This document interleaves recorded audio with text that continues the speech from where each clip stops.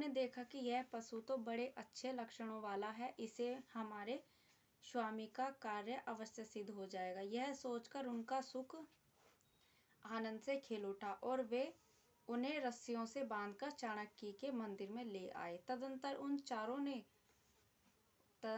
चारों ने अपनी पद्धति के अनुसार विधि पूर्वक उनको अभिषेक एवं स्नान कराकर कोरे वस्त्र पहनाए तथा नाना प्रकार के आभूषण, चंदन, माला और तिलक आदि से विभूषित कर अच्छी तरह भोजन कराया। फिर धूप, दीप, माला, खील, पत्ते, अंकुरों आदि और उपहार सामग्री के सहित बलिदान की विधि से गान, स्तुति और मृदंग एवं ढोल आदि का महान शब्द करते हुए उस पुरुष पशु को भद्रकाली के सामने नीचा सिर करा के बैठा दिया।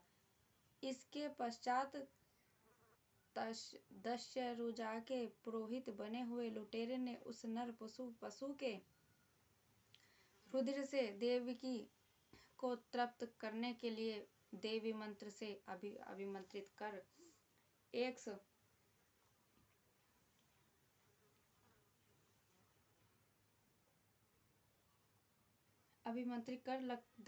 तीक्ष्ण खंडक उठाया। चोर स्वभाव से तो रजोगुणी तमोगुणी थे ही। धन के मद से उनका चित्त और भी उन्मत्त हो गया था। हिंसा में भी उनकी स्वाभाविक रुचि थी। इस समय तो वे भगवान के ऐसन स्वरूप ब्राह्मण कुल का तिरस्कार करके स्वच्छंदता से कुमार्ग की ओर बढ़ रहे थे।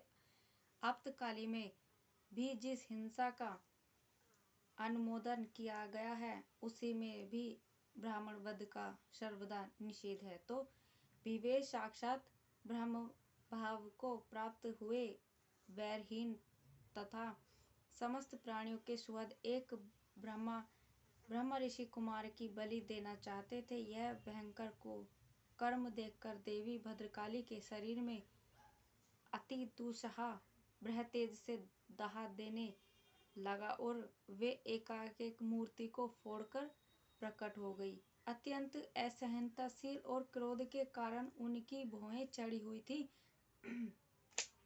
तथा कराल दाढ़ों और चढ़ी हुई लाल आंखों के कारण उनका चेहरा बड़ा भयानक जान पड़ता था। उनके उस विकराल वेश को देखकर ऐसा जान पड़ता था मानो वे इस संसार का संहार कर डालेंगी। उन्होंने क्रोध से तड़ककर बड़ा भीषण अट्टहास किया और उछलकर उस अभिमंत्रित खंडक से ही उन सारे पापियों के सिर उड़ा दिए और अपने गणों को सहित उनके गले से बहता हुआ गरम रुधिर रूप